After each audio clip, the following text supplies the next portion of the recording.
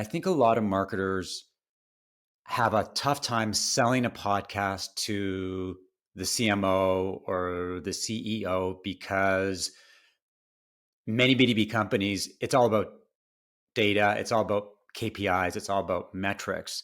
And when you go to a CEO and you say, I want to do a podcast, and the CEO says, well, how are you going to measure ROI? How are you going to quantify whether this podcast is a success or not? And you could turn, as you say, to number of subscribers, streams, downloads, but that's not the number.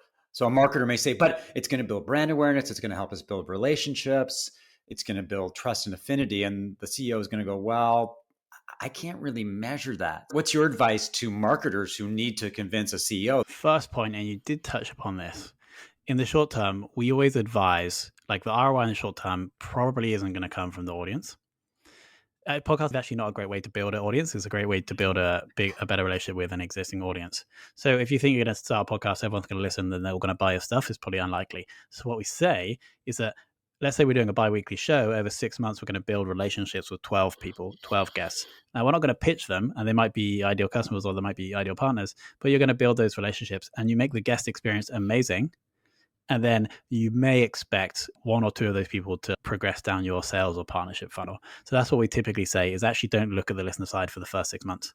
Because if you then get a deal, let's say, from the guest side, you can reinvest in the content, make it better, build the audience, increase the likelihood of the ROI on that side. Now, the second point is that the way we're going to get the ROI from the listener side is not by tracking those numbers. It's by adding a free text field on the demo form saying, how did you hear about us? And then over 12 months, if we're doing things right, that should start to happen typically after like 6 months. The third point, and this is something that I've been exploring recently in my own world of B2B, is that I think there's a new metric that B2B marketers should be tracking, and it's a leading metric to revenue. And I think it's the closest thing you can get to measuring brand. And I'm calling this total targeted impressions. And so this is just the number of impressions that your content is getting every month. Targeted means that from people that ideally could be buyers. And one feed into that metric, I think, is the podcast download. An impression is essentially like them showing that they want to listen to your episode, basically. And so I combine that with LinkedIn impressions, podcast downloads, impressions on any other social platforms, email opens. And this is a metric that I think is a great thing to measure to show the goodwill that is building for you in the marketplace. And so podcast downloads would feed into that.